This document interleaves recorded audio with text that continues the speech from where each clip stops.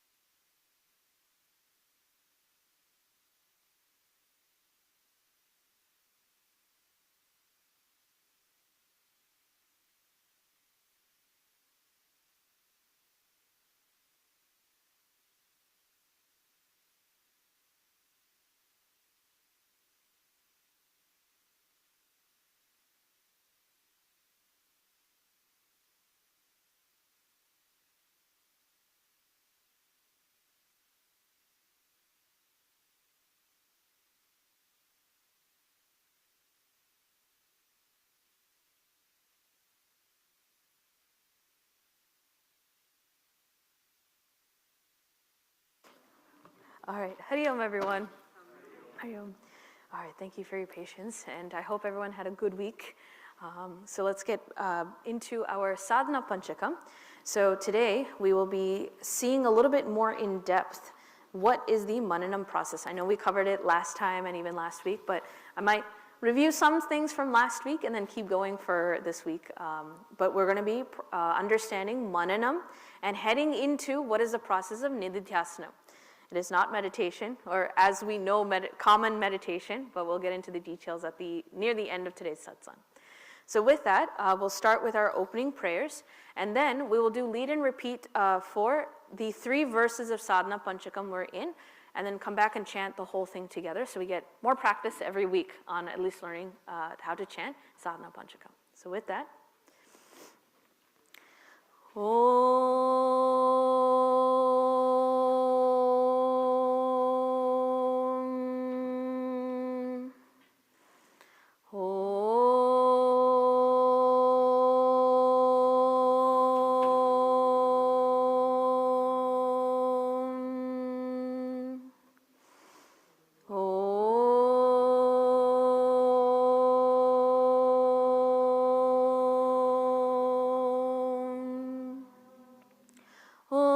सहना भवतु सहनौ भुनक्तु सह वीर्यङ्करवावहै तेजस्विनावधीतमस्तु मा विद्विषावहै Om Shanti Shanti Shanti. Vakratunda Mahakaya Suryakoti Samaprabha. Nirvignam Kuru Me Deva Sarvakaryeshu Sarvada. Saraswati Namastubhyam Varade Kamarupini.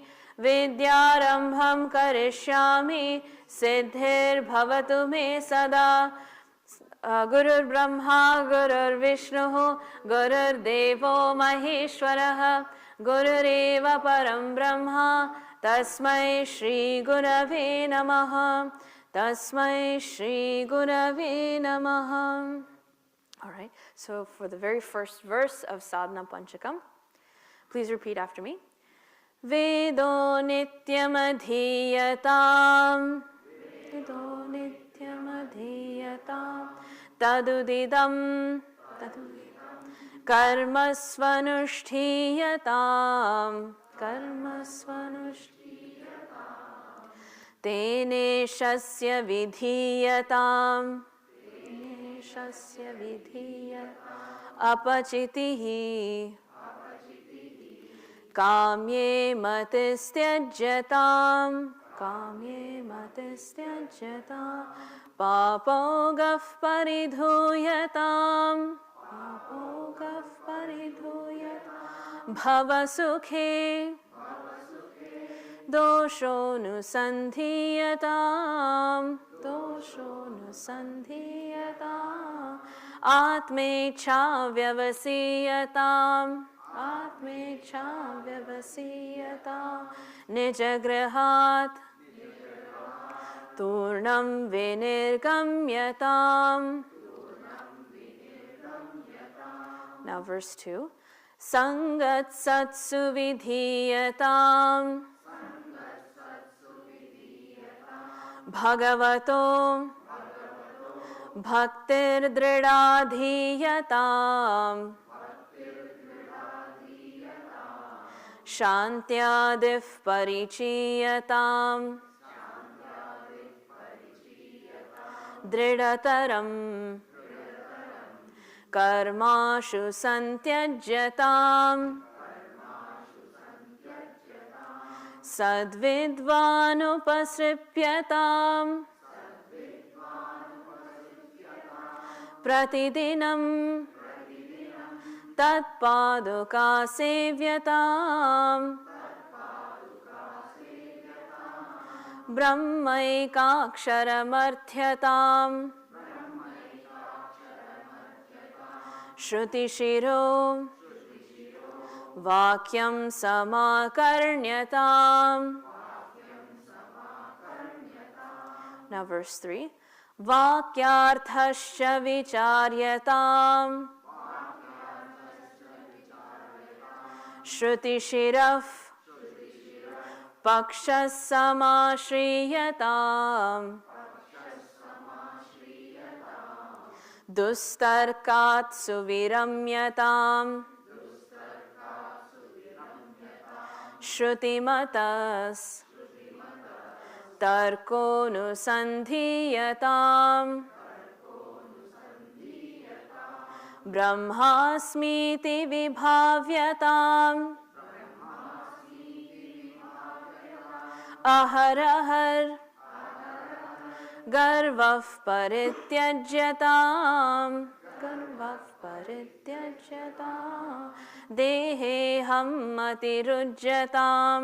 Deheham matirujyatam. Buddhajanair. Vadav parityajyatam. So now let's go all the way back to verse 1 and we'll chant right through 1, 2, and 3. Ready? Vedo nityam adhiyatam taduditam karma svanushtiyatam tene shasya vidhiyatam apachitihi kamye matistyajyatam papogaf paridhuyatam bhavasukhe dosho nusandhiyatam atmecha vyavasiyatam nijagrahat turnam vinirgamyatam Sangatsatsu vidhiyatam bhagavato bhaktirdridadhiyatam shantyadif parichiyatam dridataram karmashu santyajyatam sadvidvanupasripyatam pratidinam tatpaduka sevyatam brahmaikaksharamardhyatam shrutishiro vakyam samakarnyatam vakyarthasya vicharyatam Shruti-shirah pakshas samashriyatam dustarkat suviramyatam shruti-matas tarkonusandhiyatam brahmasmiti vibhavyatam aharahar karvah parityajyatam Deheham matirujyatam buddhajanair vadav parityajyatam. All right. So we are going to be seeing the three main steps in mananam process. Mananam process. We had seen Shravanam is when we hear the most important messages of the Shruti, which is the Mahavakyas. And we want to understand the meaning of those Mahavakyas, which is Tat Tvam Asi. Again, if we remember, the formula is Jiva Brahma Aikya. This is the main point. But when we are trying to understand the meaning of it, we get into some trouble. I don't quite understand how this and that can be one and the same. On the superficial face of it, they do not seem the same. In fact, they seem exactly opposite to each other. That is all-knowing, that is all-pervasive, that has all infinite possibilities. This individuality is exactly the opposite. I am not all-powerful, I am not all-knowing, and I am constantly changing. This world is world of plurality, that is one without a second. So, vakyarthasya vicharyatam. So, having heard the main statements of the Shrutis, we have to now sit with it and try to understand it. What are all of the possible doubts that can come up? What are all the contradictions that seem to get in the way of understanding this statement? How do I resolve all of this so that I have absolute clarity, no doubts? Yes, I am that Brahman.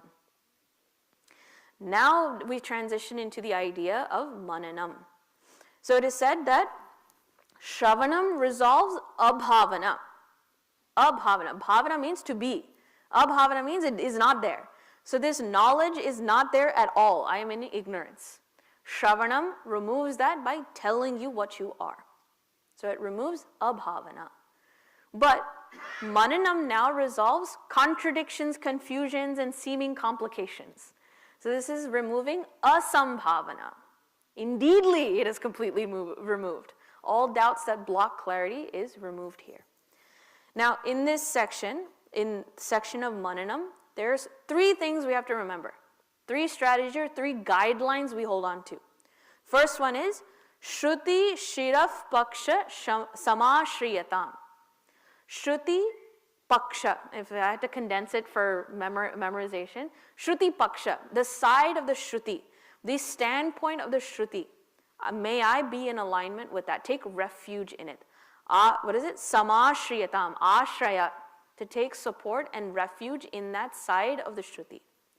Meaning, well, let me say the meaning. We're going to go through it all together. I'm just giving the 3 bullet points.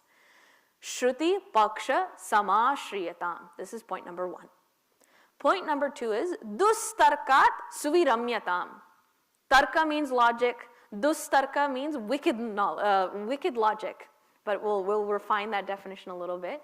Dustarka Suviramyatam.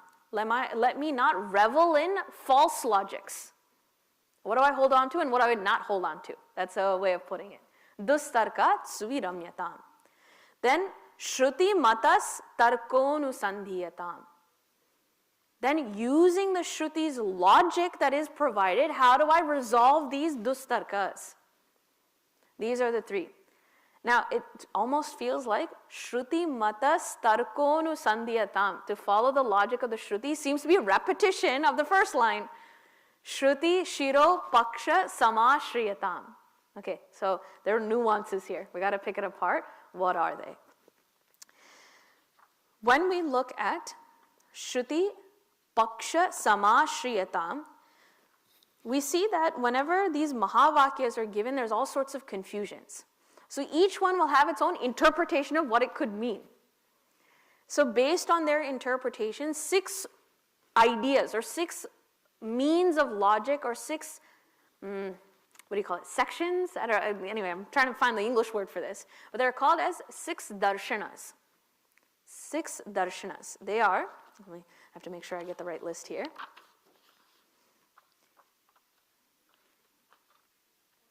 Yo, I think I lost that page. Anyways, okay, let's see if I remember this. Nyaya, Vaisheshika, Sankhya, Yoga, and Mimamsa. Last one is Uttar Mimamsa. These are the 6 darshanas. Okay, I remembered it. So, no, please don't. I should be remembering this. So, it is Nyaya, Vaisheshika, Sankhya, Yoga, Mimamsa, and Uttar Mimamsa. When we say Shruti Shiro Paksha, the side of the Shrutis, which one of these 6 is it? It is Uttara Mimamsa. Okay, so what do we mean by this? Nyaya is known for their sense of logic, systematic logic. Vaisheshika, Nyaya are known for their sense of logic. How do I determine what is true, what is not true? How do I know what is Atma, what is the mind? What is the body versus this world? What is the sense of line of logic I use? They have harnessed that style of thinking. Then Sankhya and Yoga. They are in tune with making it practical as a sadhana. They focus on the sadhana aspects of it. Okay, you say this world is, all pervasive. How do I become aligned with that? They focus on the sadhana part. Mimamsa, the Mimamsa is 2 words, right? Purva Mimamsa, Uttara Mimamsa. Purva Mimamsa means the previous parts of it. Uttara means later. What is Mimamsa? We are talking about the latest or latter portions of the Vedas. So, okay, latter part divided into 2. There's a previous and after. So what does the previous last part talk about? Karma Kanda. When I have to perform rituals, when I have to perform actions to gain certain things, what is all that about? That is Purva Mimamsa. But even that is still a stepping stone. We say that's still not the final end of the Shrutis. That's why we come to Uttara Mimamsa, the last of the last. What is the content within that? We say Uttara Mimamsa is Vedanta, it is the Upanishad. This is the Mahavakyas that all of these darshanas are leading to. All of Karma Yoga, Bhakti Yoga, Dhyana Yoga, all this comes to this final Jnana Yoga. What is my true nature is the final culmination. So, what is wonderful about Vedanta or Uttara Mimamsa is they take the best strategies of all the other ones, but remain in alignment with the Mahavakyas that have been stated. Okay? Tat Tvam Asi. Ekam Advayam. It is one without a second. It is Sat Chit Ananda. These are the statements being made by the Upanishads. How can I use the logics given by Nyaya to help me? That strategy of thinking. How can I make that into a sadhana? What am I supposed to do with it? Then how do I perform my actions in this moment right now so that it's in alignment with that highest? It pieces all of the components together. It doesn't say you cannot follow the other darshanas, they're all wrong. No. Whatever makes sense, whatever is logical, we take the best of it and show how they all fit together so that we may reach that final statement. So Vedanta or Uttara Mimamsa encompasses all the other ones and takes the best part. So when the statement is being said here, Shruti Shiro Paksha Samashriyatam. Take refuge in Uttara Mimamsa. Take refuge in the Upanishad. Take that as the final statement. Standing there as this is the truth, this is my Siddhanta, how do I then address all the other parts of the other 6 darshanas? So whenever we look in Gita Bhashya, there are some sections where Adi Shankaracharya really gets into the debates. the nuances of exactly what is Atman, exactly what do you mean by consciousness. Is it the mind or not the mind? How do I know it's not? That he really gets into those discussions. During those times, you will see long paragraphs of Sanskritam. But there's usually a standard style. There's a Purva Paksha and a Siddhanta. Siddhanta is Adi Shankaracharya standing from the standpoint of the Upanishads, addressing the issues brought up by the other Pakshas, the other side. Usually they're from the other five. And so we get into a discussion of how do I resolve those contradictions. We'll see a couple of examples so that we get an idea. I'm just giving the broad strategy here.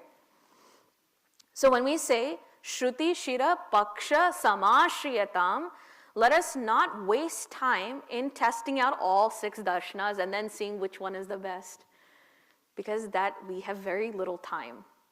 The Swamiji that I was learning from had a really good phrase. He said, we are short in time and few in lifetimes. They said that in Nyaya, there is one part where they're trying to discuss existence versus non-existence. Abhava and bhava. And abhava, they have 6 different types of non-existence. And each one of those has massive volumes of analysis. And he said each one of those books can take you up to 2 to 3 years to finish. Now there are hundreds of these books just on abhava and the 7 types. How many years would that take us? 200 to 300 years. Let's say 100 books per type.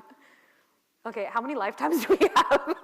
We have infinite. We can spend all our lives in here. No, that's not the point, right? Let us not waste time.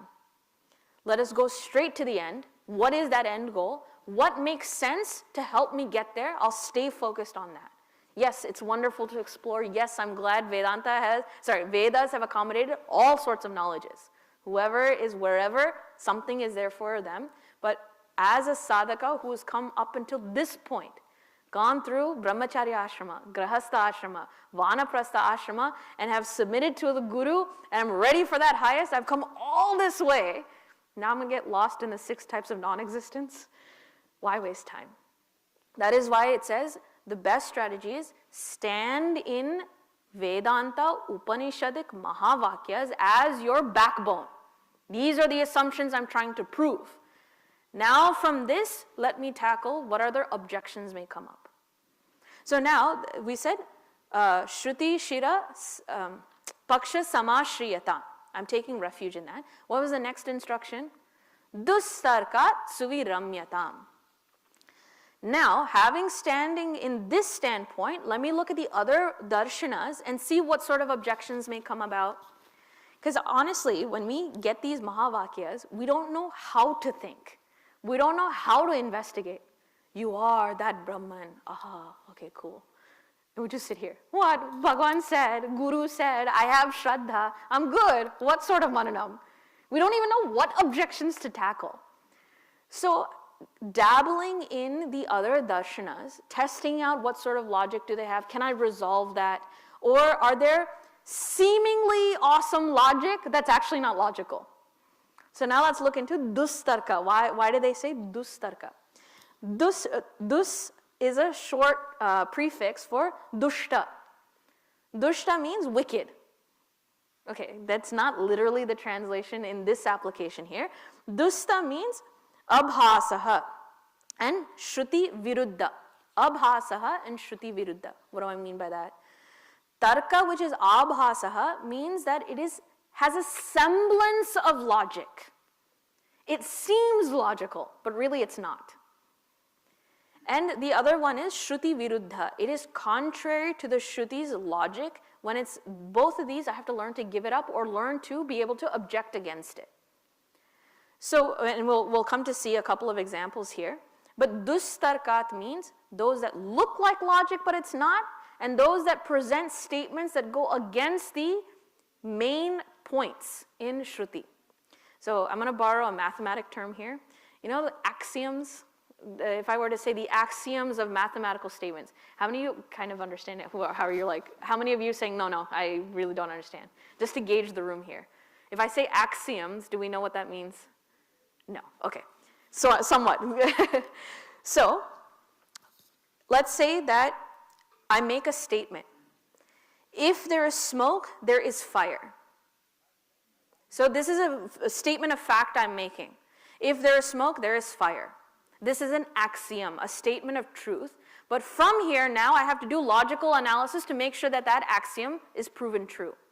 Then I think, okay, where are all the examples of fire I've seen? In the kitchen, the fire is there. When I go campfire, there's a fire there. Relevant example, in Los Angeles, there's a forest fire happening right now. There's fire there too. In every one of those instances, anytime there has been fire, I've seen smoke. Has there ever been an instance where the smoke is there but no fire? No. Then I come back and saying, okay, that statement is true. So that statement then is called axiom. This is the assumption I'm making, doing analysis, and I come back and prove it. So in the same way, Shruti has these mahavakyas that are statements of fact. We're going to do investigations and come back and prove that they are right. So what are such statements here? Atma is existence. Atma is consciousness. Atma is bliss. These are just statements of facts we have to come to find out if they're true or not. So, dustarkat, there are Shruti logic that are statements or axioms given. If there are any statements that say the opposite of it, that is Shruti viruddha. It is in opposition of Shruti. So I have to resolve that. And I have to resolve logic that seem logical, but they're really not. Okay, now I think we're ready to see a couple of examples. Right? Dustarkat. Okay. Did I print out? We have to go back to the 6 darshanas and see. Oh no. I had a chart, and I think I left that at home. Okay, let me try my best here. Okay, so Nyaya will say there are. Okay, there's one. I'm not too confident on which one belongs to which darshana, but I remember just the facts, so just bear with me here a little bit. Some say that Atma is inert. It is not conscious. That's one standpoint. Another standpoint will say, actually, it is the mind that lends consciousness to the Atma. Okay, I mean, we're not going to get into too much detail. Just take that as facts for right now. Then there's another darshana that says, Atma is not one, there are many. That's another statement. Some say that there is many Atmas and they're all inert. Others say there's many Atmas but they're consciousness. What I'm trying to show is there are different analysis, different pakshas, different logic that people try to present. We have to resolve all of them. Can I prove that Atma is one and not multiple? Can I prove that Atma is the source of the mind and not the other way around? Can I show that Atma is one and not plural and consciousness? How is it related to each other? So the point being here, when I look at other darshanas, it's giving me oppositions that I have to learn to resolve. If I can resolve them, then my siddhanta is strong and firm. We don't know what questions to ask. We don't know what objections to talk about. Let's look to the others. Let's look at those dustarkas to see if our paksha is strong. So I'll give one other example here.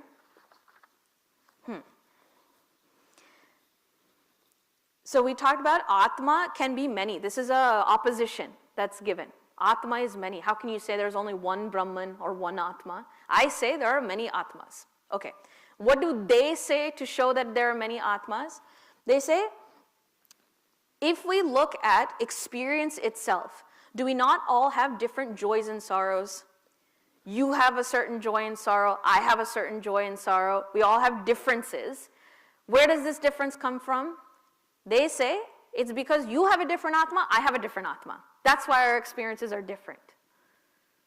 Okay, seems logical. I mean, it's part of my experience, but now we're not sure. How do I resolve this? Then we go to Shruti Paksha Samashirtam. Let's go back to Shruti. What are the statements being said? One verse comes from Brihadaranyaka Upanishad. He says, Kama Sankalpa, Vichikitsa. Kama is desire, Sankalpa is resolution, Vichikitsa, doubt. Shraddha, ashraddha, faith and non-faith. Dritihi and adritihi, persistence or non-persistence. Hrihi, shame or ahrihi, being not shameful. Bhihi, fear. Then dihi, thinking. Sorry, so this is a really fun verse, right? Kama, sankalpa, vichikitsa, shraddha, ashraddha, dritihi, adritihi, hrihi, bhihi, dihi. All of these things, iti tat sarvam manaha evaha.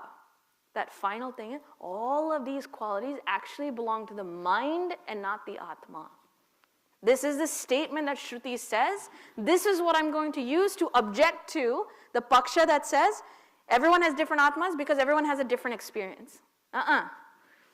Variations belong to the mind and not the Atma. Mind can have variations, Atma cannot have variations. Therefore, Atma is one. This is the idea or example of how to have mananam. Then here's another idea. Here's another example that comes up. He said, okay. We say that existence principle, Sat, is the ultimate cause. This is a statement by the Shruti.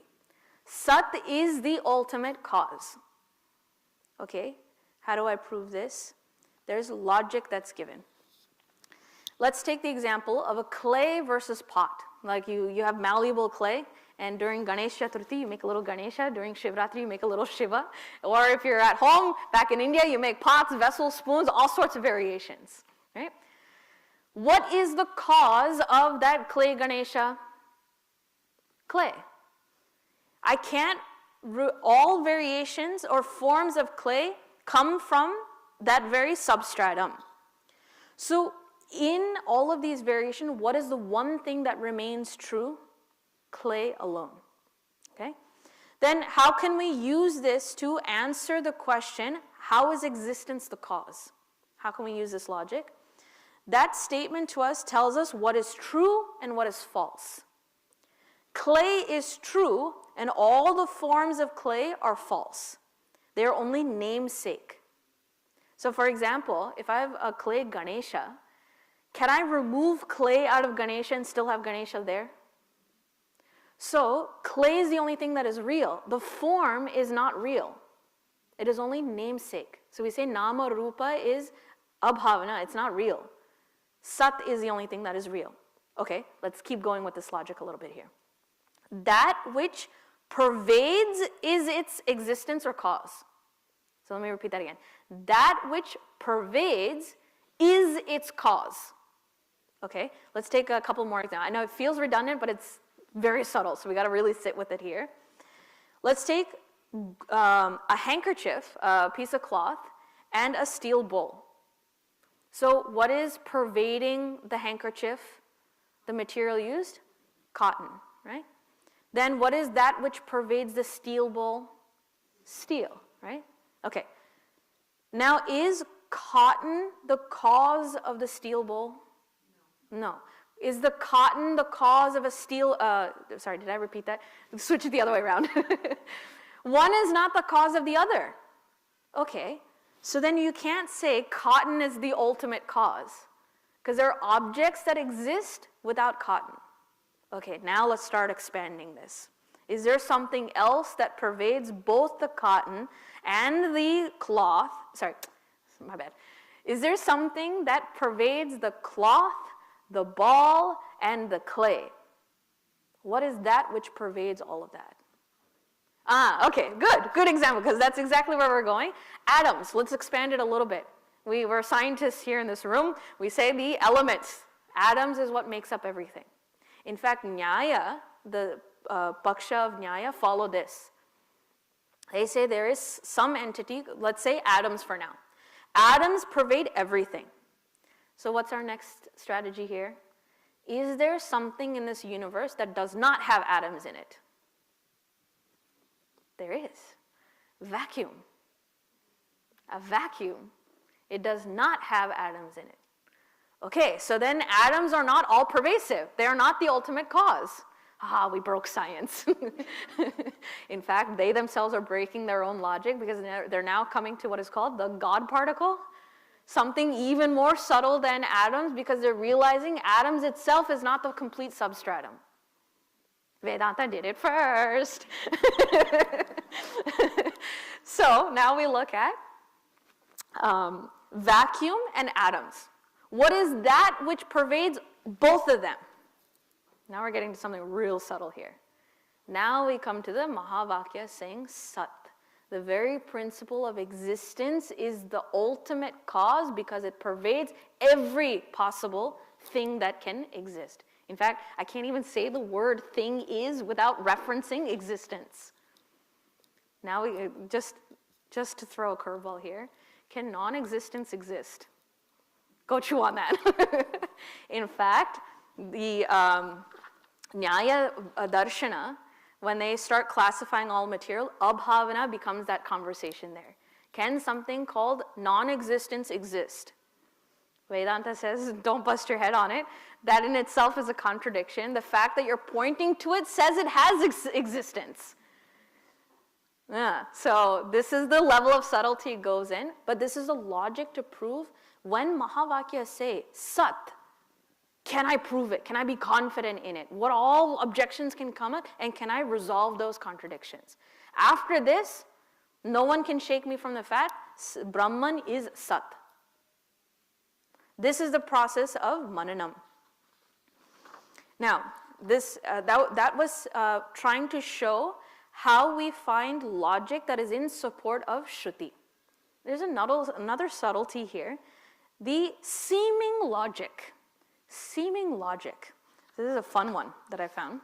Some people will come up with the strangest arguments and saying, look, I have logic here, therefore I must be logical. When it comes to the word tattvam asi, right? It comes from Chandogya Upanishad. Some people say it's a grammatical mistake. It is not tattvam asi, it is atattvam asi. You are not that. Completely change that statement. What is their logic for all this then? They say it is a Sanskrit grammar rule you've mistaken. Because this Upanishad is a dialogue between Shweta Ketu. I have to pronounce that well because it's part of my point here. Shweta Ketu says or hears Tattvam Asi. So the way it's written in that Shastra, it is a compound. You put all the words together. You remember, if you look at even any of our Sanskritam thing and you open up that book, you see long lines and there's so many words underneath. It's all put together as a compound. So we have to learn how to break it and figure out what word is what. So that's called sandhis. Sandhis break up samasas. Samasa is compound, sandhis to break it up so we recognize individual words.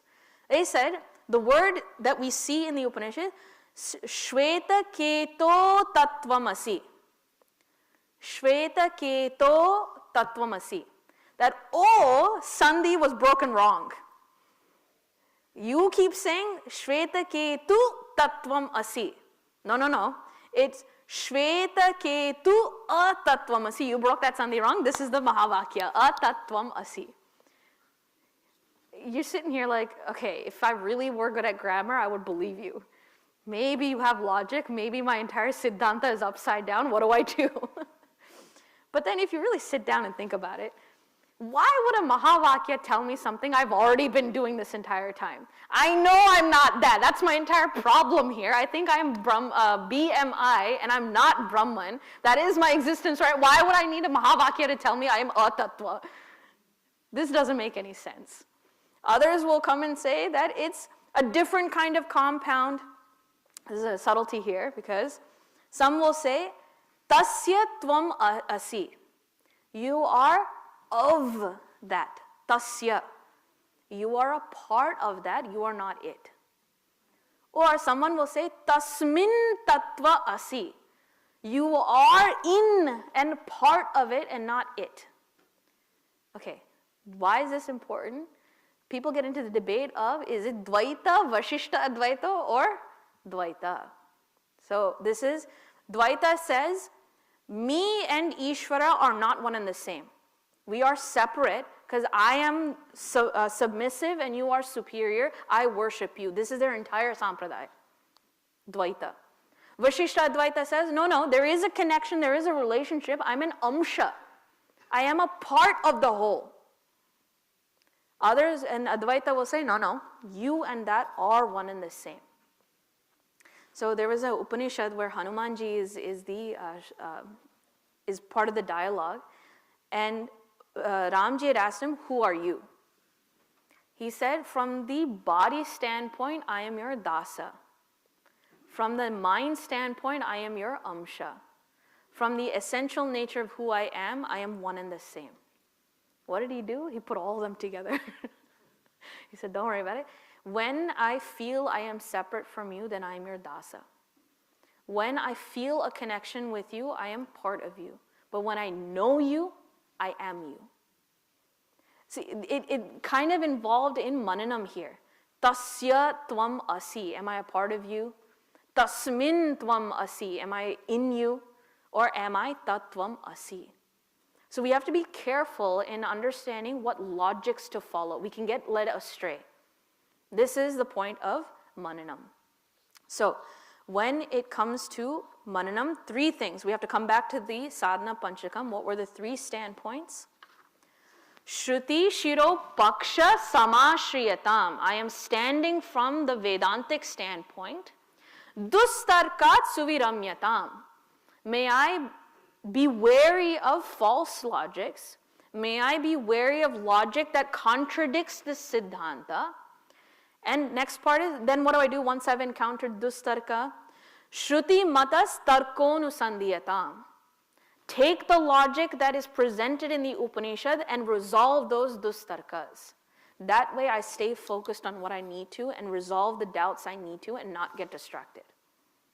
So, Shruti Shiro Paksha Samashriyatam Dustarkat Dustarkat Suviramyatam Shruti Matas Tarkonu Sandhyatam. Sorry, I'm like a kindergartner. I have to remember these by doing actions to remind myself. I will stay put on the side of the Shrutis. I will look to the false logics and take the logic Upanishads have and resolve that. That way, what do I culminate with? There is absolutely no doubt in my mind who I am. No more doubts. I heard I am Brahman. Now I've resolved all contradictions that may exist. And I have no more doubts. I have no more doubts.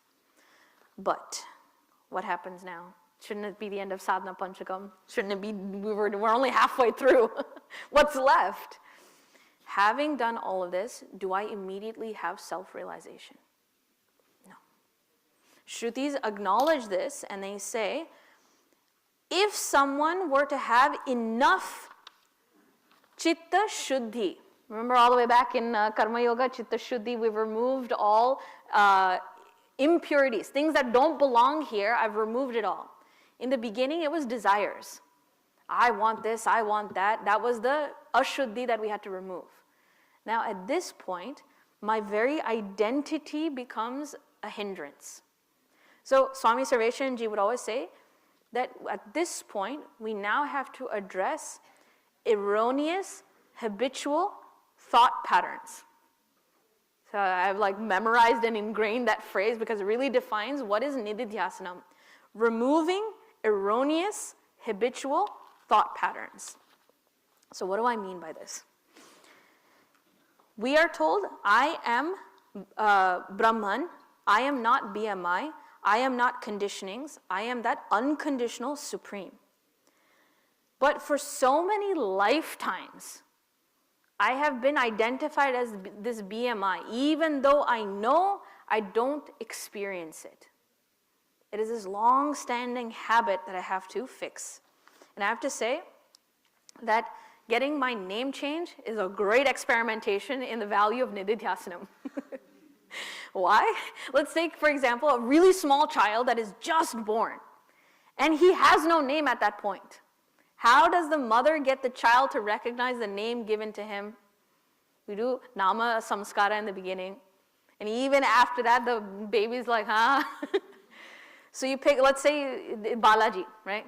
Balaji is the name you have chosen because you went to Tirupati, you were inspired, and you said, my child has, let it have good blessings, I'll call it Balaji. Then what does the mother do? Arey beta, this is mama, this is dada, this is Balaji. And the kid is like sitting next to you like, what are you babbling on about?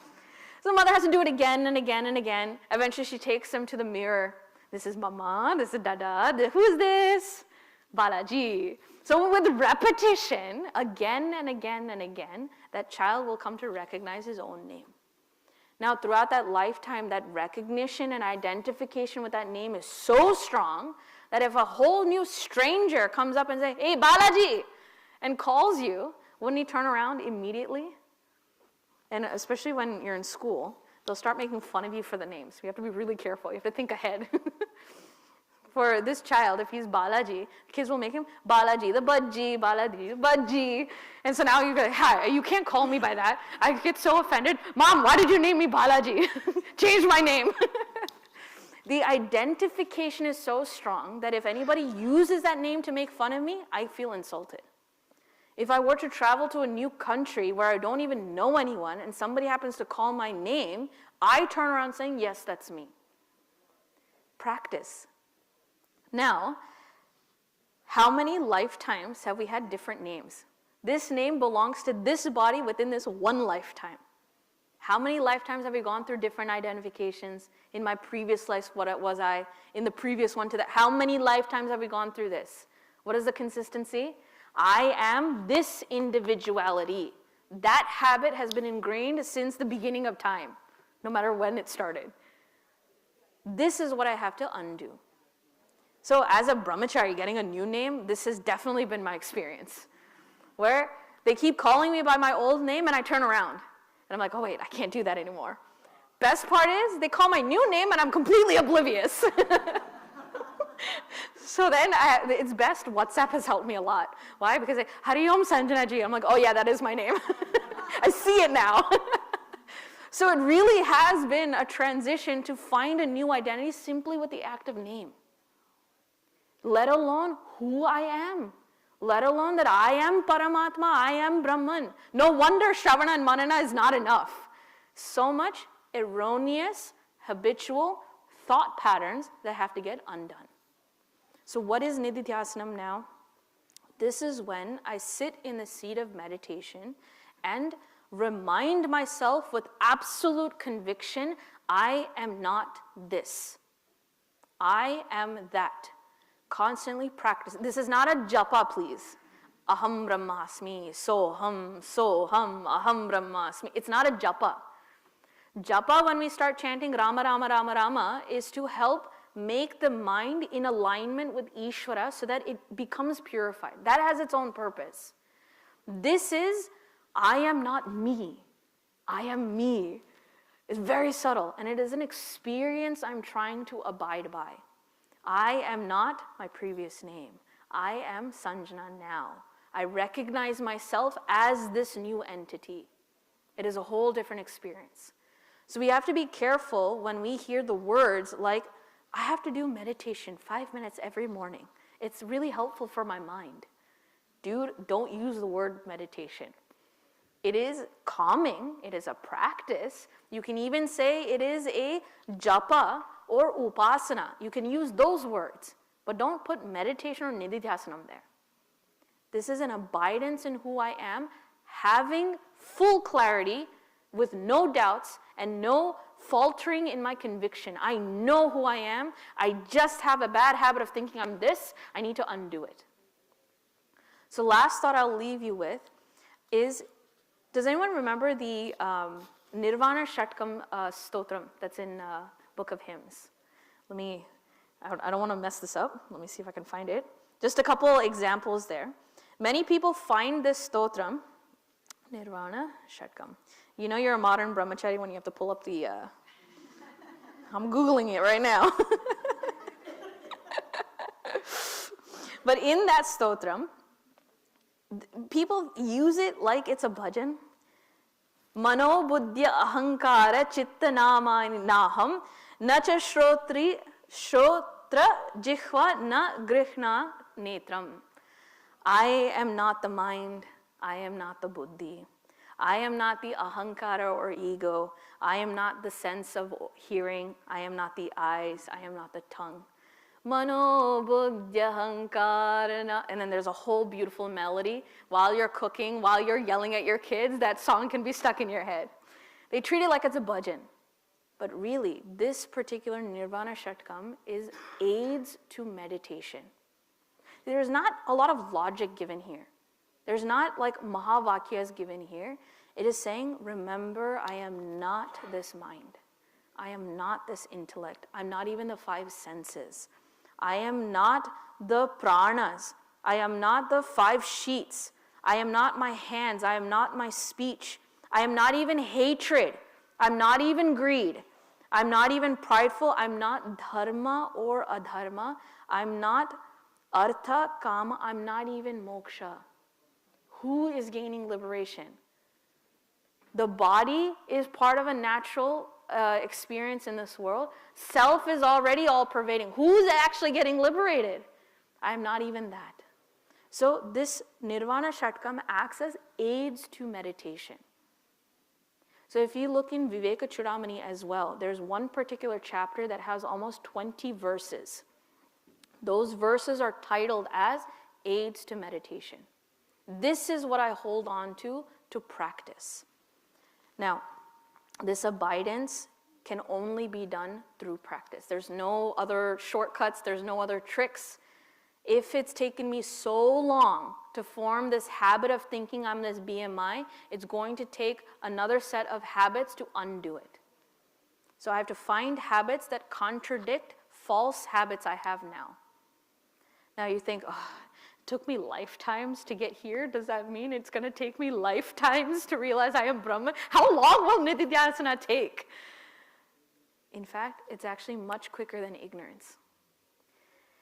The feeling that I am this body, mind, and intellect is based off of ignorance. That took a long time to develop. But Tattvam Asi, Aham Brahmasmi is based in knowledge. It will be much more firm and strong when using that to undo these wrong, erroneous, habitual thought patterns. So the lovely analogy that was given is, how long does it take for the light to dispel darkness? It will not take long because it is based in knowledge. So don't despair. It will take long because we feel, my whole life I have to spend in Nidhyasana. Yes, but compared to the lifetimes, it'll be like this because it's based in knowledge. So, although there are a rare few that have purified their chitta to such great extent that upon hearing Tattvam Asi, they have realization, the rest of us, we have to take our time. We have to be diligent. So, let us come back to the Shrutis. May we take recourse, refuge in the Shrutis. May I learn to navigate the complex thought patterns that exist in Vedanta, not to lose myself or get lost. May I keep my anchor to the Shruti, navigate the seas of Dustarka, make sure that at the end of the day, all my doubts are resolved so that I may come to the seat of Nididhyasanam, that meditation, and I'm ready to abide by who I am and work on really experiencing I am Brahman. So from this next line that is in verse number 3, it is Brahmasmiti vibhavyatam. Brahma asmi iti vibhava. May I abide by that feeling of I am Brahman. So then, what's the rest of this sadhana panchakam now? We even covered Nididhyasana. What's left? This is when Shruti knows us better than our own selves. It understands all the different ways the ego will crop up and destroy this process. So the rest of these advices is protection. Where are all the places we can fall off the horse, and how do we get back on it? Just an example, renounce pride. Sattvic ego comes up. I meditate every day. I know I am Brahman. See? So that ego has this tendency to come back up. What are all the different ways, and how do I continue to make sure I'm protected in this path of sadhana? So we shall see more of this next time. Thank you so much for this opportunity. And again, I would highly encourage you, please do sign up for Guru Padaka Puja. It is a great way to connect with our Guru Shishya Parampara, offer our gratitude. We're holding on to Shruti, and if that becomes too abstract, we hold on to the feet of a Guru. And we don't have to reach very far. Puja Gurudev is right here. He's given us the commentary through his words. May we take a moment to appreciate him. And at the same time, let us expand this help we've gotten from Puja Gurudev and make it available to others. It's not, don't take it as marketing or conversion. This is just, hey, I've gained from this. I would like you to take a chance. Will this also help you? Here's an opportunity to connect. And I'd be happy to have conversations with anyone that you invite, wherever they are, and show them that there's a resource for them. As they will, they can take it up. So that's the best way of offering gratitude, is it not? What I have learned, may I share? Take it as you will. So I highly encourage everyone, please sign up, and I'd be happy to work with your schedule, any doubts, any questions, how do I do a puja, what do I need, what kind of cloth do I will answer all those questions. I'd be happy to have a conversation. So with that, please do take the time and sign up. So thank you again so much. We'll do closing prayers. Om Purnamadav Purnamidam Purnat Purnamudachyate Purnasya Purnamadaya Purnameva Vashishyate Om Shanti Shanti Shanti Harihi Om Shri Gurubhyo Namaha Harihi Om.